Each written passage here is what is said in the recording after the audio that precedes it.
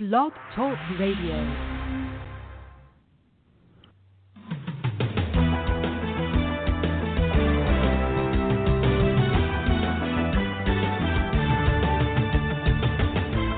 Fulfill Radio, a voice you can trust. Broadcasting live presents Two Guys and a Bible with Don Preston and William Bell.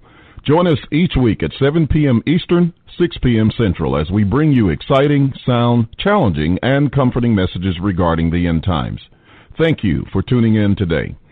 Don Preston is the founder of Preterist Research Institute, or PRI. Don is a prolific author, having written and published 19 books, a host of audio and DVD studies, and is a debater and defender of the full preterist view. His websites are BibleProphecy.com, Eschatology.org, and DonKPreston.com. William Bell is the founder of AllThingsFulfilled.com Ministries and has a website bearing the same name, and has authored 3 books, audios, and DVDs. He has published hundreds of articles and recordings. And now, ladies and gentlemen, welcome to Two Guys and a Bible broadcast with Don Preston and William Bell.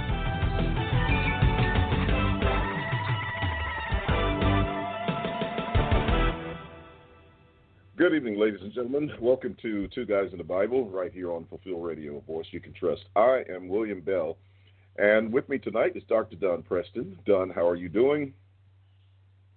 Doing great, William. Doing very, very well. About to get cold over here in Ardmore, Oklahoma. Winter has fallen all of a sudden. It got down to about 26 degrees. I just came out of the winter. Yeah. I mean, just last week it was in the 70s, and it's just beautiful. And all of a sudden, it got down to 26 degrees last night, and it's cold out there. Both of my dogs have discovered the joy of coming inside and sleeping inside during the night. Boy, my wife is too soft-hearted. And so she started letting them in when it would get really cold last year, actually. And we've got 2 big, soft, warm beds for them in our sunroom. And I mean to tell you what, if the temperature hits around 40, I open that back door and they will hurt themselves getting inside. And they each go to their respective bed, and it's like, good night, go away. Okay, we're in, go away. It's really quite amusing. Yeah. Yeah. But it is. It's cold. I don't like it. Yeah, it's cold here. I just came in a few moments ago, and then I noticed that I'm having a bit of a toothache that, my dentist has been watching this tooth. I think I got one that's, kind of problematic. So they've been looking at it for some time now. I don't know. It's been a couple of years or more. But I think they need to stop looking at it now because it's beginning to bother me a little bit tonight, and maybe because I was out in the cold air, so it doesn't feel good. And I think I'm going to have to call her up and say, look, do something with this thing, and let's get moving so I can have some relief. I do not want to be, having half side of my head aching. And no. So that's absolutely miserable. Yeah. It is absolutely miserable to have a toothache. But anyway, things are just continuing to rock right along. Heard from 2 different people from Canada this week, and been hearing from people from different parts of the world. Continue to I'm just so thrilled right now. I think I announced I began a study on my YouTube of the 70 weeks of Daniel. Chapter 9, 24 and following. And my viewership has jumped almost by 200 views. I guess you'd call it per day, not quite per day, but let's say after 2 days, a 2-day tally it's up by 200. And so I'm very, very pleased with that. And the videos that I am doing and review and response to Brock Hollett's book, Debunking Preterism, are approaching 1,000 views after a week. So while by some standards that certainly is not tremendous, you look and you see some some YouTube videos, they've had 1 million views, and you're going, oh, wow, good grief. So that's incredible. But when you're averaging, 4, 5, 600, and then all of a sudden you jump to 700 or 800, then that's a pretty nice jump, and we appreciate that very much.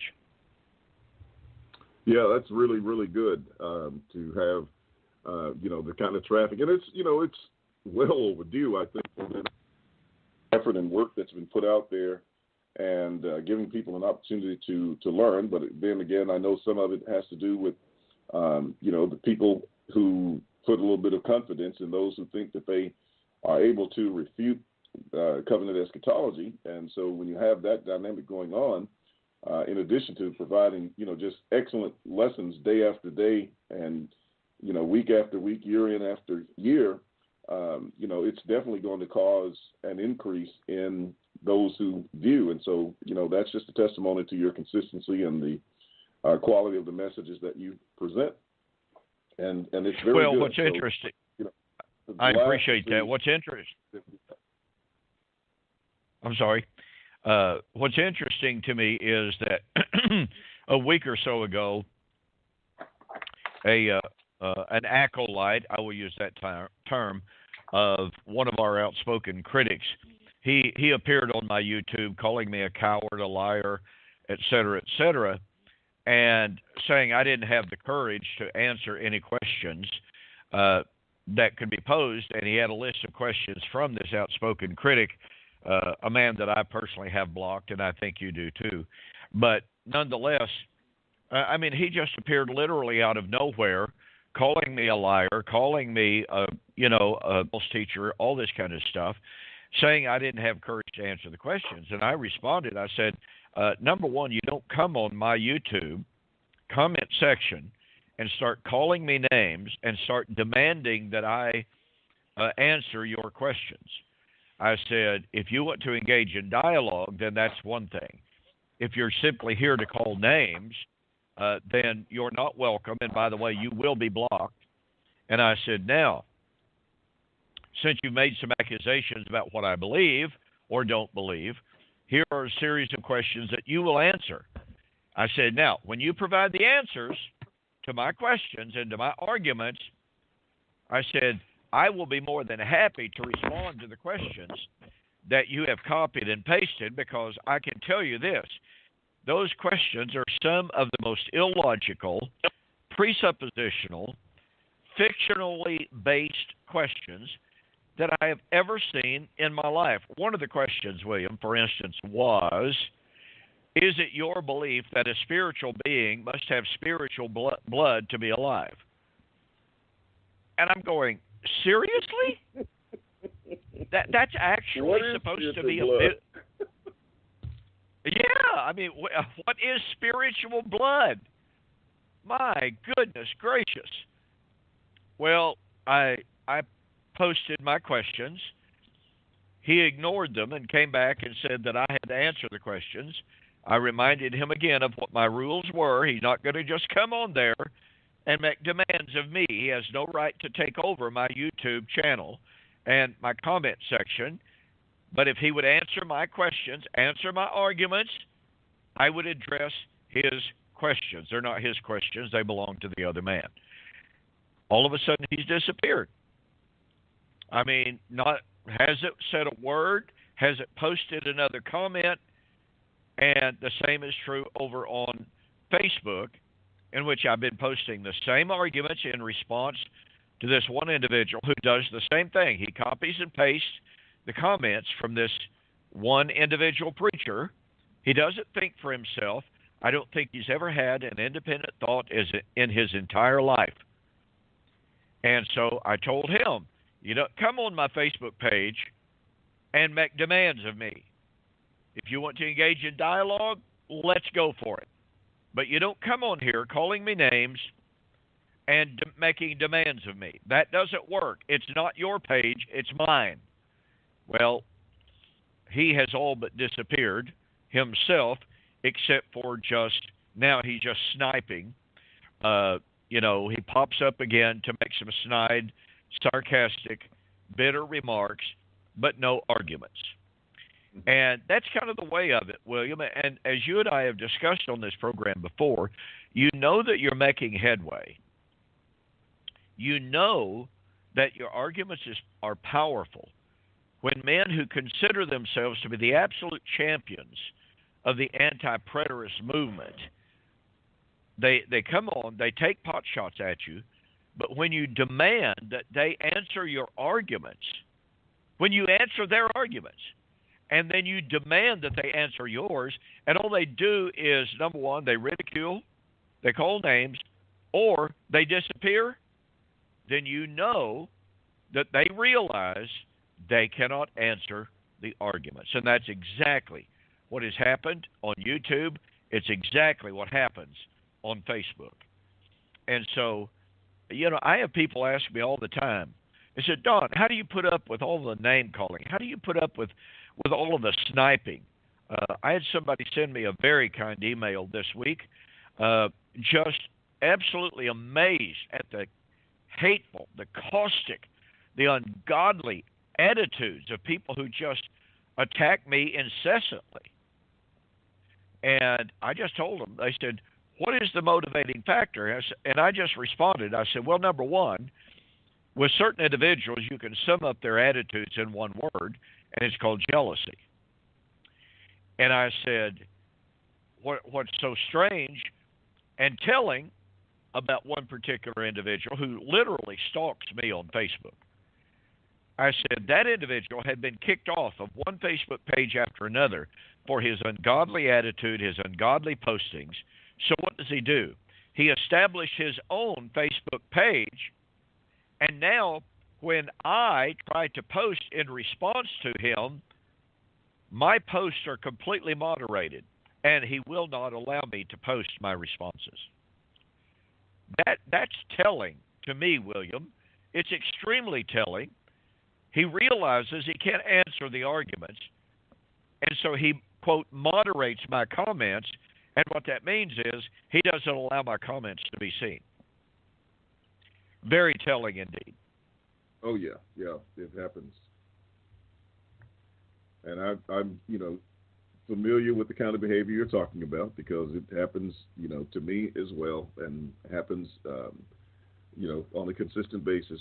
Sometimes when you get these, people who are on and, all they have is a bunch of ridicule and snide remarks, to comment about you and about, what you think or what you say. And, it's just, you really don't want to waste your time with them for the most part. After you've answered them a couple of times, it's time to move on and just continue to do what you do. Yeah, that's exactly right. In some circumstances, sometimes you're torn. Don't cast your pearls before swine. And on the other side of that, you feel like that there are people who are reading, who are auditing, who are learning from the engagement. And they're seeing the fallacy, they're seeing the weakness of those who claim to be champions, and I hear from them, even though I tire very quickly sometimes of some of the absolute nonsense that is posted by people who are former preterists and who claim to have the answer to preterism, and yet, as I made comment early last week in response to this one individual, I just made the comment, you're literally making this stuff up as you go along, aren't you? This is not theology. This is a joke. I didn't use that term, but that's what it is. It's literally a joke. The argumentation is so illogical, so unscriptural, so biased, so prejudiced, it makes no sense whatsoever, and yet he's putting it out there as if this is the truth of the gospel that refutes preterism. Well, when you respond to it and you show what the Scripture actually says, then all of a sudden he'll run to another Facebook page, start a totally different conversation on a totally different subject. And as I said, that to me is extremely, extremely telling. It's revealing. It shows that people like that know they've been cornered, they know they've been answered, they know they've been refuted, and so they'll just start another conversation on a different subject and say, well, these preterists, they can't answer this. Well, so we blew you out of the water on the other chain, on the other discussion. So now you'll do something else and act like that conversation never even happened.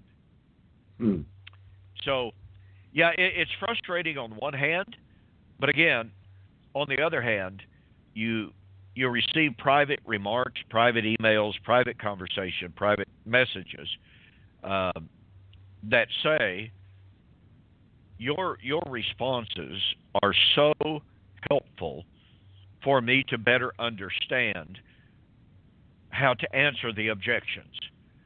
And so when you receive comments like that, you say, well, okay, I didn't really want to engage that individual anymore. They're so bad. But if people are watching, if people are listening, if people are reading, then okay, I'll continue to offer some comments. So that's kind of the way it goes. You have to keep plodding along. One friend of mine on Facebook, he was once a preterist. He abandoned it, but recently came back. And he wrote a post on Facebook after I had answered, 2 or 3 different individuals. And he said, well, I would just personally like to thank Don K. Preston. He said, in spite of the fact of all the reading that he does, all the research that he does, all of the writing of articles that he does, all of the videos that he does, he comes on Facebook and engages half of the skeptics on Facebook and puts them to rout. So he said, I really appreciate what he's doing. I thought that was kind of a funny post. Yep. And I know well, that's anyway, really, really incensed, some of the detractors, because they hate to see anybody speak well of you, especially in regard to dealing with their, opposition and false arguments that they make on a routine basis. Oh my goodness, that's exactly right. When this individual posted like he did, appreciation for the time that I spent, a couple of people said, well, I see that you've been brainwashed by Don Preston. You're nothing but a blind follower. On and on it goes. So yeah, you just you just have to kind of go on, and sometimes you literally just sit back in the chair and laugh at how ridiculous people are. And then, on the other hand, you just kind of shake your head at how sad some people can be. So anyway, with all of that said, we want to get back to our study of the Messianic Temple. We've been involved in Isaiah chapters 2 through 4. And last week, we spent time reading from Isaiah chapter 2, and I will read again Isaiah chapter 2, verses 10 through 12, and then skip down to verse 19 and following. Verse 10 following. Enter into the rock and hide thee in the dust for fear of the Lord and for the glory of his majesty. The lofty looks of man shall be humbled, and the haughtiness of men shall be bowed down, and the Lord alone shall be exalted in that day. For the day of the Lord of hosts shall be upon every one that is proud and lofty, and upon every one that is lifted up. He shall be brought low. Then we skip down to verse 19. Now, it actually turns upon a repetition, starting with verse 17, actually, but again, I'm going to start with verse 19 for time. They shall go into the holes of the rocks and into the caves of the earth for the fear of the Lord, for the glory of his majesty, when he arises to shake terribly the earth. In that day a man shall cast away his idols of silver and his idols of gold, which they have made, each one for himself to worship, to the moles and to the mats, to go into the clefts of the rocks and into the tops of the ragged rocks, for fear of the Lord, for the glory of his majesty, when he arises to shake terribly the earth. Well, what we were doing last week is we were showing how this passage would occur in the last days. That is the contextual setting before this great, terrible day of the Lord, is the climax of the last days. And we begin to share from Luke chapter 23, and that's about when we ran out of time. But we called attention to Luke chapter 23, where Jesus was being led to his crucifixion. And the women who loved him followed along. And, Luke tells us in Luke chapter 23 that there was a large multitude of people following along. So the scene is both poignant and powerful. Here is a man being forced to carry his own cross through the streets of Jerusalem. He's being led out to Golgotha, there to die. We can well imagine that in that crowd there are both those who despise this man. They know what his claims are. They haven't been able to refute him. They're tickled to death at what's happening.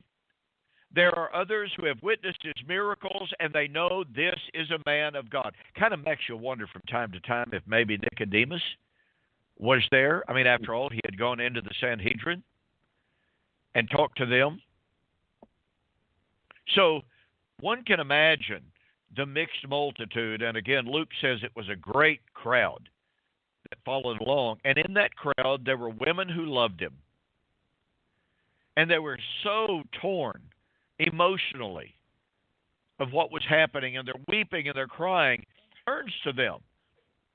And you can imagine the pain that it caused him to turn carrying that cross, that burden. But he says, daughters of Jerusalem, weep not for me. Weep for yourselves and for your children. For behold, the days are coming in the which they shall say, blessed are the barren, and the wombs that never bare, and the paps which never gave suck. Then shall they begin to say to the mountains, fall on us, and to the hills, cover us. For if they do these things in a green tree, what shall be done in the dry? Now, what's interesting and significant here, William, very, very, very few times do we find commentators a virtual unanimous consensus of agreement. But as I have surveyed the literature, I have examined one passage or one commentator after another, and with just a couple of exceptions, it has struck me as remarkable that virtually all commentators agree that when Jesus says what he did here, they're going to run to the mountains, they're going to run to the hills, and they're going to say, fall on us, to the hills, cover us. If they do these things in a green tree, what will they do in the dry? The commentators are virtually unanimous in agreement.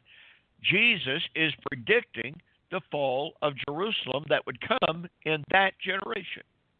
Now, like I said, it's remarkable to me. You very, very, very seldom find all commentators agreeing. But here's a text that they agree on.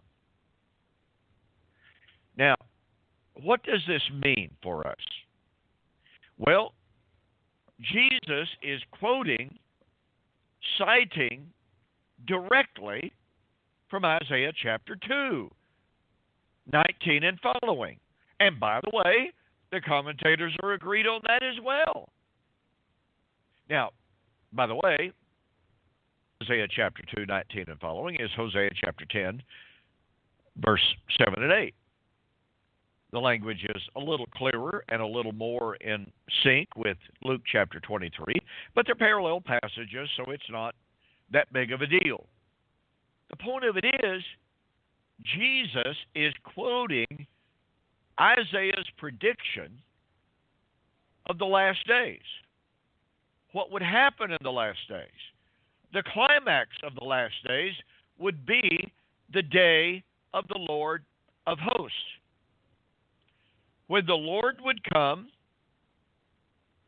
in his glory, in his power, and men would run to the hills. I shared with our listeners last week how this language of running to the hills, hiding in the caves, is taken directly from times of warfare. It is used in Judges when the Midianites invaded Israel. It is used in Chronicles when the Philistines invaded the land of Israel. And on both instances, the people of Israel were frightened. They were scared, as well they should have been. Because here is an invading army. Kill you. So what did the people do? They ran to the hills. They hid in the caves. This is not end of the world, end of planet Earth. This is not end of time language. If we allow the Bible to define its own terms, we soon discover that this concept that the day of the Lord is an earth-burning, time-ending event simply does not work. I pointed out last week that John A.T. Robinson said in 1957 in one of his books, the exhortation or the reality of running to the hills, hiding in the caves at the day of the Lord hardly fit an event that would be over in an instant, in a moment, in a twinkling of an eye, when the earth is burned up and all of the elements therein melt with fervent heat. As you pointed out last week about the difficulty of running to the hills when the hills are melting. How do you call on the rocks to fall on you if the rocks are melting? And it's all over in a moment, in a twinkling of an eye. So the very language that is used prohibits it from referring to a time-ending, earth-burning, element-melting event. It just doesn't work.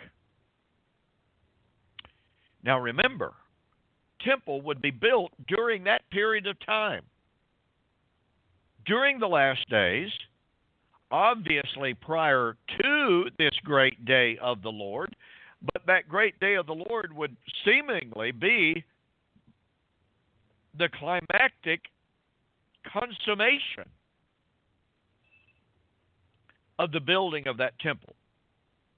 Now, I would be the first to admit, Isaiah chapter 2 doesn't say it would be a process of construction, and so we have to glean that from other passages, such as 1 Peter chapter 2, Ephesians chapter 2, in which they were being built up, present active indicative, a habitation of God through the Spirit. They were living stones being present active indicative into the temple of God, 1 Peter chapter 2, verse 5. So when we conflate all of these passages, we see that this Messianic temple would be a process of construction, if I may use that terminology. The day of the Lord is the consummation of that. Now, what does that mean for the dispensational view? Well, the dispensational view is the day of the Lord. When the day of the Lord comes, that is when the temple is constructed at the coming of the Lord. Well, okay, that's supposed to be the second coming of Christ. Well, the second coming of Christ, according to 2 Peter chapter 3, is when the earth and the elements thereof are burned up. Well, wait a minute. According to the dispensational theory, the earth is not burned up until at the end of the millennium. They have their chronology of the day of the Lord completely and totally anachronistically applied. Isaiah chapter 2 is the day of the Lord of hosts. 2 Peter 3 is the day of the Lord. Isaiah chapter 2 is the time of the construction of the Messianic Temple at the day of the Lord. But wait, the day of the Lord of 2 Peter chapter 3 is the end of the millennium when earth is burnt up, supposedly. with a new heaven and a new earth. And again, that's just part of the, how do I describe this in kind words? Part of the imaginary schema of dispensationalism. When you start examining what dispensationalism says about what's supposed to happen at the day of the Lord, they have the different constituent elements of the day of the Lord scattered everywhere, and anachronistically at that. But when we examine the nature of the day of the Lord as described by Isaiah, once again, it cannot be an earth-burning, time-ending, element-burning event. It cannot be that. But here is where it starts getting really, really, really 23. I just shared with you a couple of moments ago. The commentators are agreed that Jesus is citing Isaiah chapter 2, 19 and following. Okay. That means Jesus is applying the last days prophecy of the day of the Lord and the Messianic Temple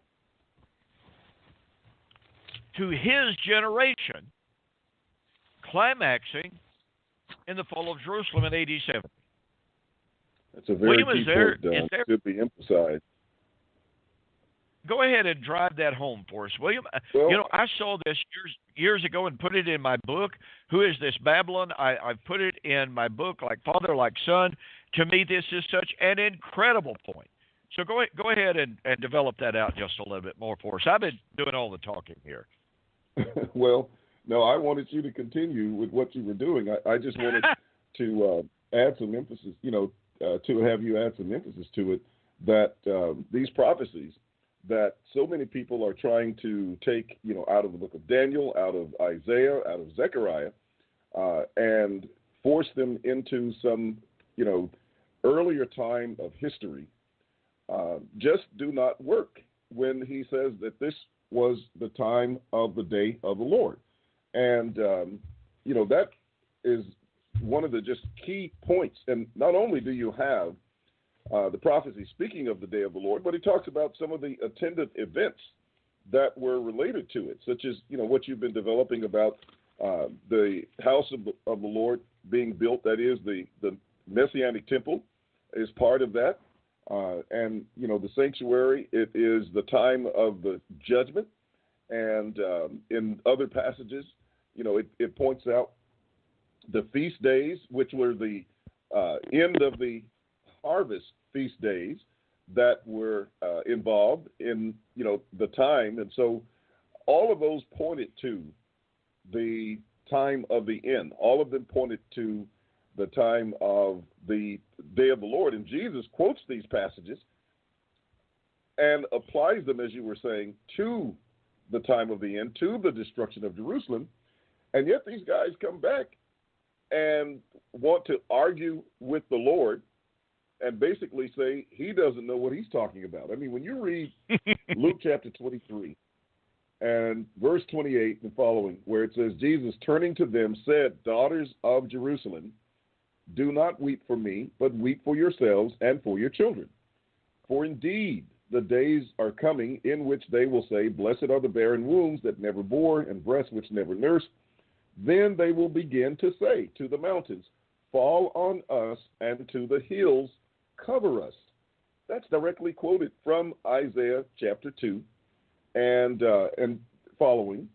And it's quoted in Revelation chapter 6, chapters that deal with the time of the end of heaven and earth, the time of God's wrath being meted out, a time that certainly was future. Let's save that because Okay. we want to develop that. Yeah, well, I will back off at this point and leave it at that. We want to travel down this road because there is a well-defined highway from Isaiah chapter 2 to Luke 23 to 2 Thessalonians 1 to Revelation chapter 6. This is a well-marked highway if we are watching the signs. And, William, what you were saying there just a moment ago, it is absolutely remarkable I mean, absolutely remarkable.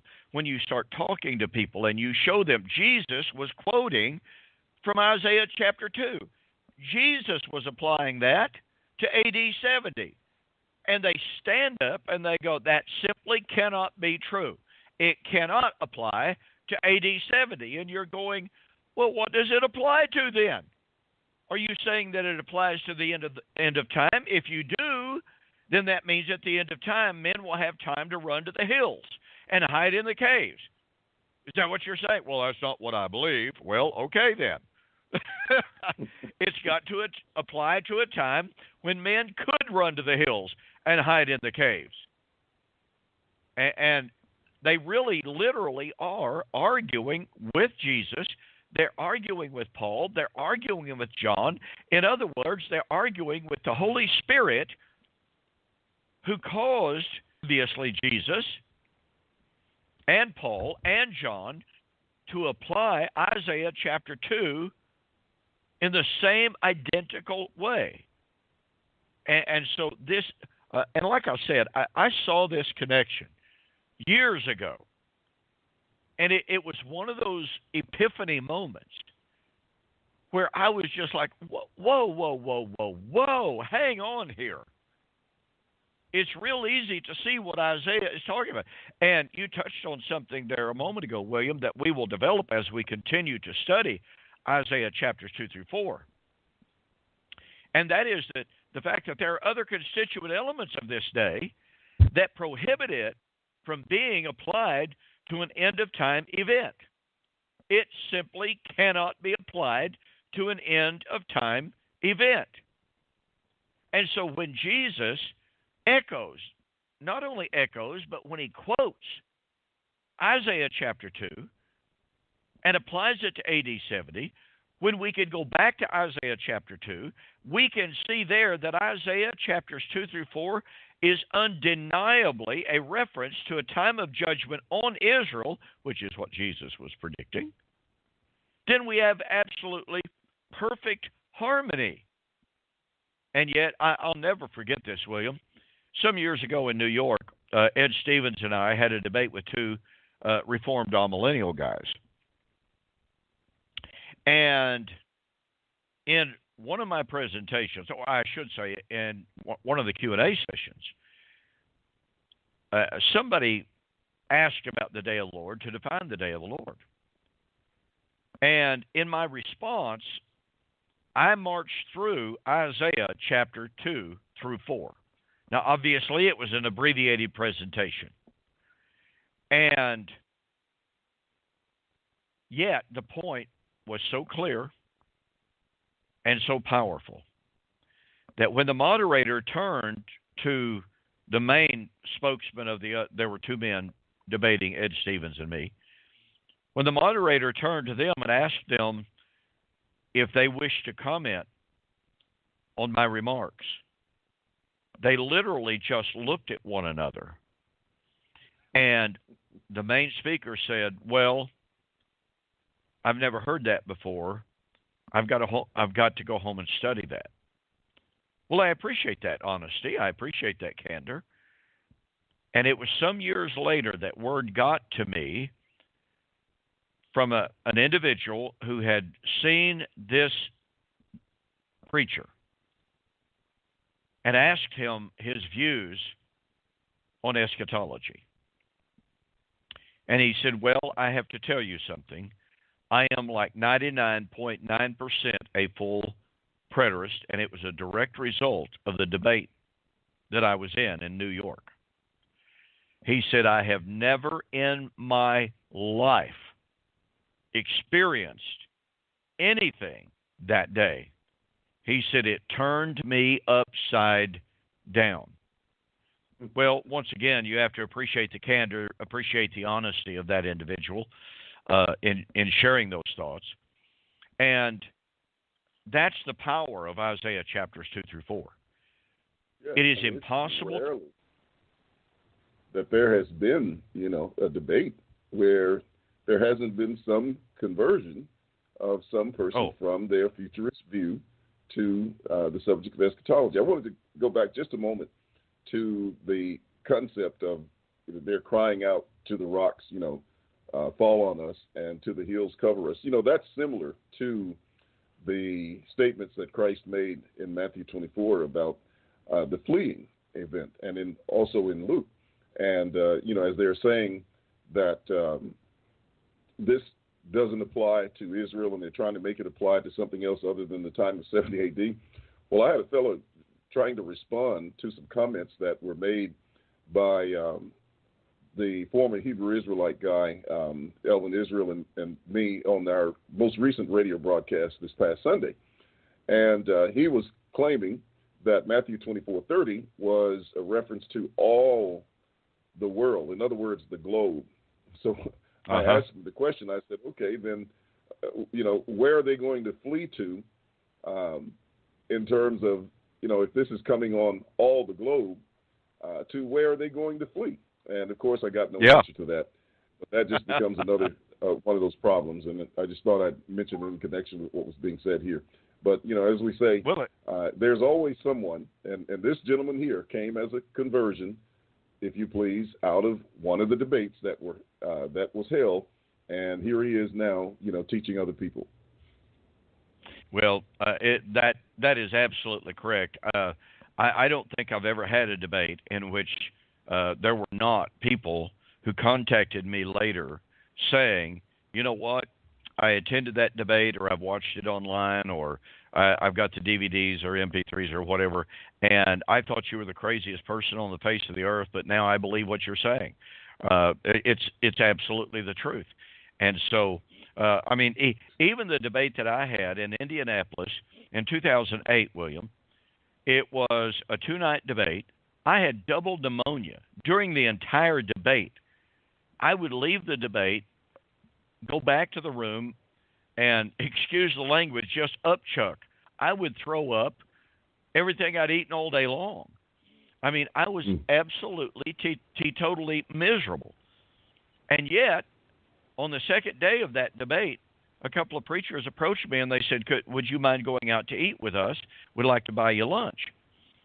And they said, we've got some questions. And so we went out to lunch. They had all sorts of questions, good.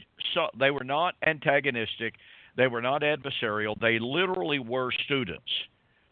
And when I answered their questions, every once in a while, they would just look at each other like, oh, boy, we're in trouble. You know what those looks are like. I was like, oh, boy, oh, boy, oh, boy. And at the end of the conversation, like I said, I could barely sit up, literally. I was so sick. And they said, why did you even agree to go to lunch? Man, you're sick. I said, yes, I am sick, and I don't know what's wrong. But anyway, at the end of the conversation, we were at lunch, hour and a half, 2 hours. They just told me, they said, Brother Preston, you have just really, really given us a lot to think about. We've never thought about this stuff before. It seems to make so much sense. And of course, I responded and I said, brethren, that's because it's the truth, and truth makes sense. I said, now it may be shocking to our traditional sensibilities, and it is, no question about that. It may be shocking to our prejudices and what have you, but I said, truth is inherently sensible once we grasp the concepts. And I said, once we grasp the framework, once we grasp the sensibility of it, the logic of it, I said, the dominoes start falling. And I said, we're in trouble once we start seeing the logic of it. And once again, they'd look at each other like, well, we're probably in trouble then. So anyway, back to Isaiah chapter 2. Here we have Jesus making the application. We don't have to wonder about the application of the day of the Lord in Isaiah chapter 2, 10 and 12, 19 to 22. We don't have to speculate, ponder. Jesus makes the application. Now, here's another point. We've kind of discussed the dispensational view of things, William. I think we need to turn our attention to an examination of both the amillennial and the postmillennial view that says Well, the last days are the Christian age. You and I were both raised in an environment, in a theological culture that said the last days are the Christian age. The Christian age began on Pentecost. The last days began on Pentecost. And we've been in the last days for 2,000 years. And the last days, ostensibly, have nothing whatsoever to do with Israel. God was supposedly through with Israel at the cross. Well, let's take that into consideration in light of Jesus' application of the great and terrible day of the Lord in Isaiah 2 and his application in Luke chapter 23.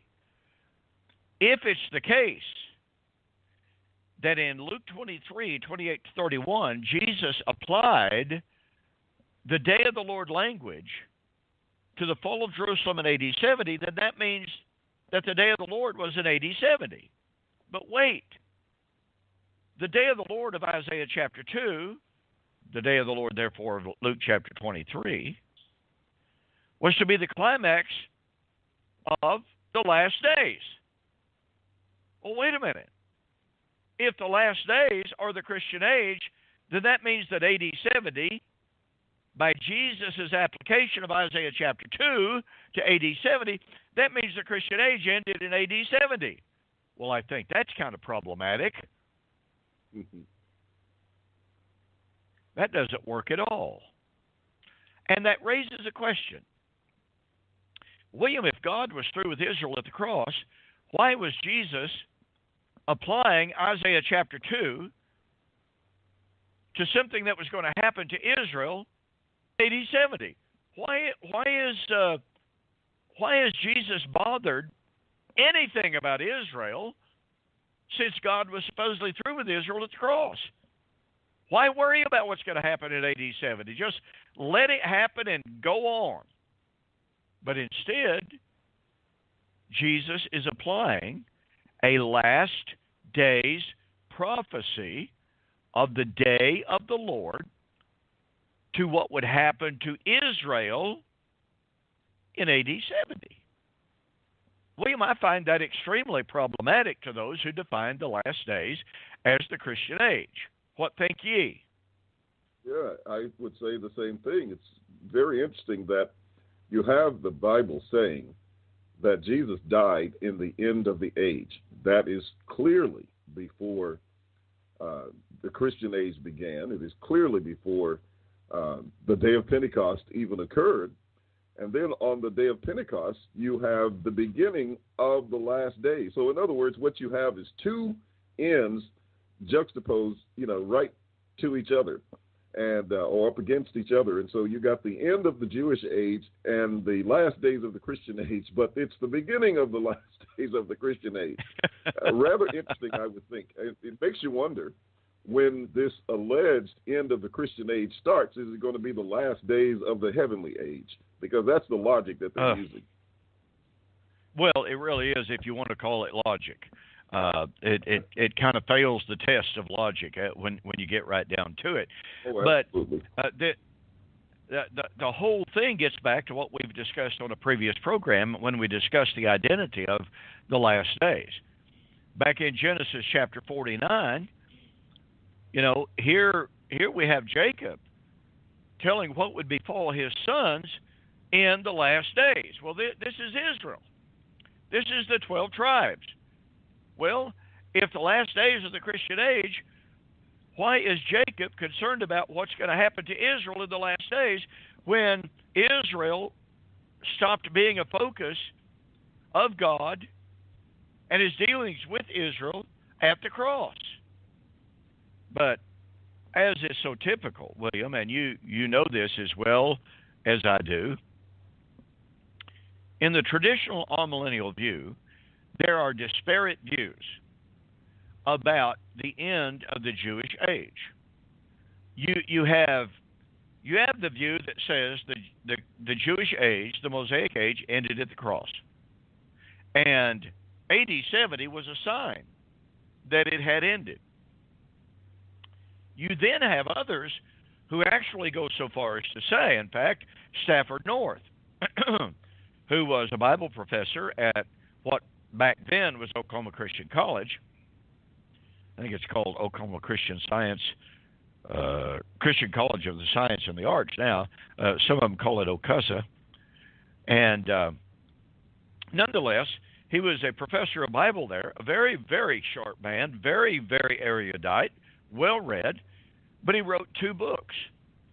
And one of them was Armageddon When, another one was Armageddon Again. And in both books, he pointed out that AD 70 was the end of the Old Covenant age. It was the end of the Jewish age. Well, that puts him at direct odds with an awful lot of preachers and other professors in the amillennial world. Did the Old Covenant world end at the cross, or did it end in AD 70? And I can well remember, William, when I was a young man, attending some lectureships. And I will never forget one lectureship that I attended at the Get Well Church of Christ in 1977, maybe. Our daughter was a baby.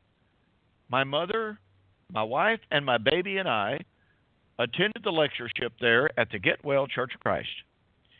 And, of course, this is before I was a heretic. But you know how it goes at lectureships when you're not known to be a heretic. You can just walk up and join in conversations and listen in and what have you. That's part of the environment. Well, there were a group of ministers, and I knew 2 or 3 of them, as a matter of fact. That was casual friends with a couple of them. And I just walked up, and they said hi, and I said hi.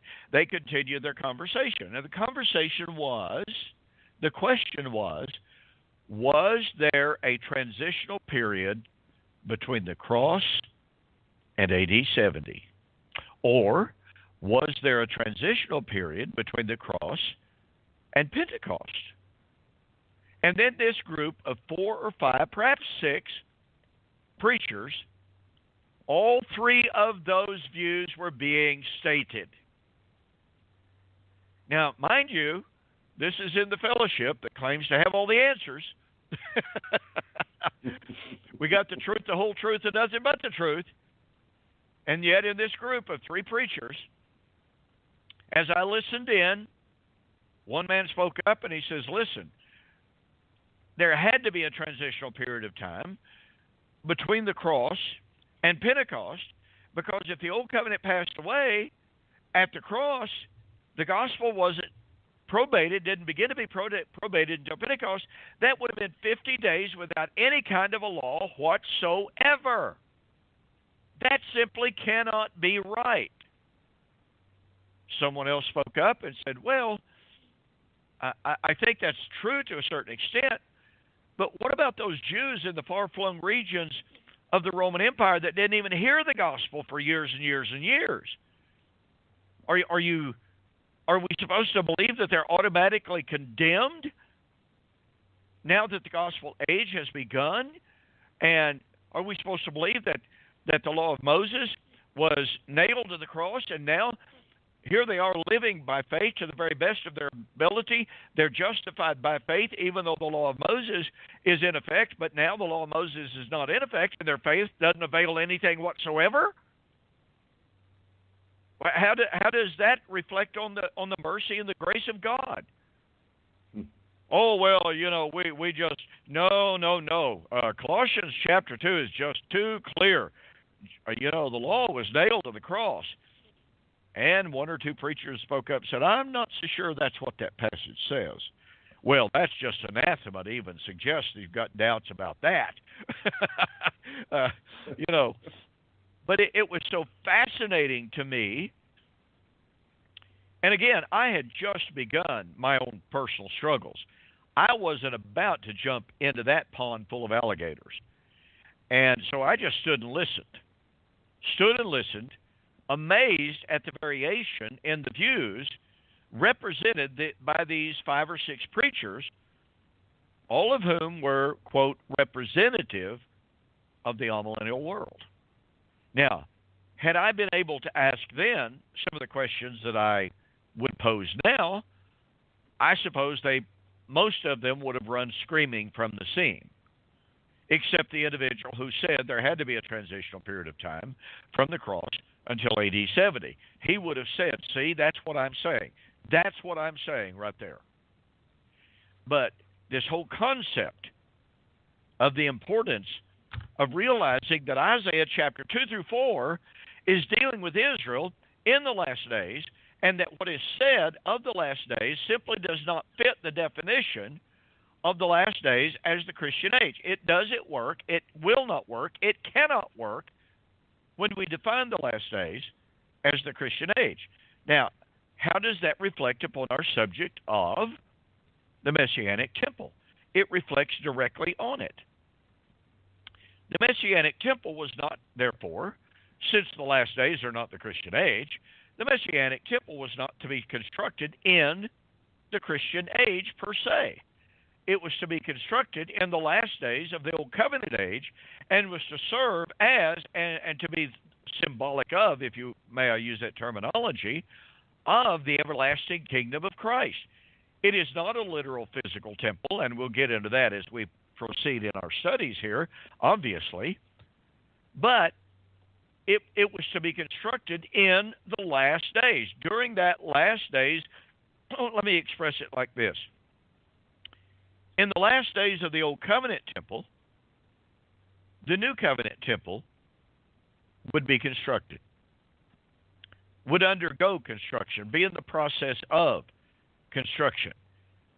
When the Old Covenant Temple was swept away by the judgment coming of Jesus Christ on the clouds of glory, then the New Covenant Temple was fully anointed. The Shekinah glory cloud, to use that terminology, and I know some people don't even like the terminology of Shekinah glory cloud. I'm not convinced it's bad terminology. But the glory of God came to dwell in, reside in His people who are the temple of God. And so He dwells in us, He lives in us, and we in Him. This is the concept of the Messianic Temple. But again, the problems arise, severe, fatal problems arise when you try to say the Messianic Temple would be constructed in the Christian age. No, the day of the Lord would be the consummation of those last days, and that day of the Lord, according to Jesus' own application of Isaiah chapter 2. Jesus' application of Isaiah chapter 2 is that day of the Lord, to climax the last days, whatever those last days are, Jesus applied that day of the Lord prophecy to AD 70.